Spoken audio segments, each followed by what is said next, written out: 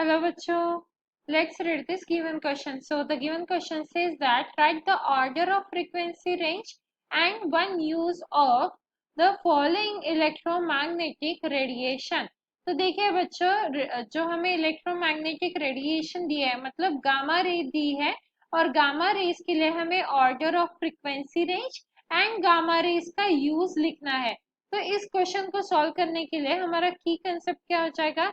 Key concept to solve this question is gamma rays have gamma rays have gamma rays have highest energies, highest highest frequencies, highest frequencies। तो gamma rays जो है पूरा electromagnetic radiation जो है उसमें से जो गामा रेज है उनके पास हाईएस्ट फ्रीक्वेंसी होती है। तो ये हो गया हमारा की कंसेप्ट। अब मेन सॉल्यूशन देखते हैं हम। तो सबसे पहले हमें क्वेश्चन में क्या बोला है? Frequency, order of frequency range पूछा है। तो गामा रेज के लिए हम क्या लिखेंगे? Frequency range. तो गामा रेज के लिए हमारी फ्रीक्वेंसी रेंज किस में हम मेजर कर रहे हैं? हर्ट्स में। तो फ्रीक्वेंसी रेंज जो हर्ट्स में हम मेजर कर रहे हैं वो क्या रहेगी? 10 रेज टू दी पावर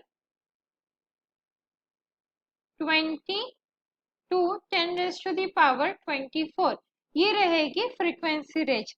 अब हम क्या देखेंगे? इसके यूजेस, क्योंकि क्वेश्चन में हमें यूज भी पूछा, एटलीस्ट वन यूज हमें लिखना है। तो हम यहाँ पे गामा रेज के यूजेस भी देख लेते हैं।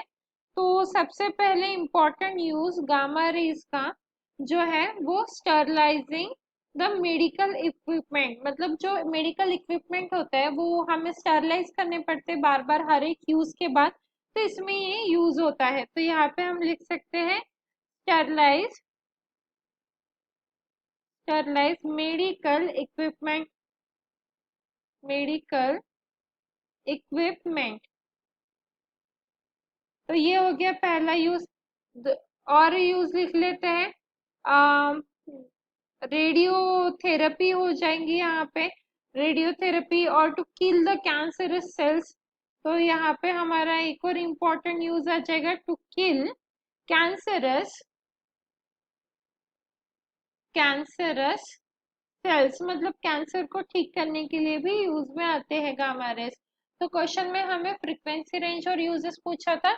Hence the final answer, that is the order of frequency range for the gamma rays is 10 raised to the power 24 to 10 raised to the power 20, and it is used to kill the cancerous cells and sterilizing the medical equipments. Hope you understood it well. Best of luck.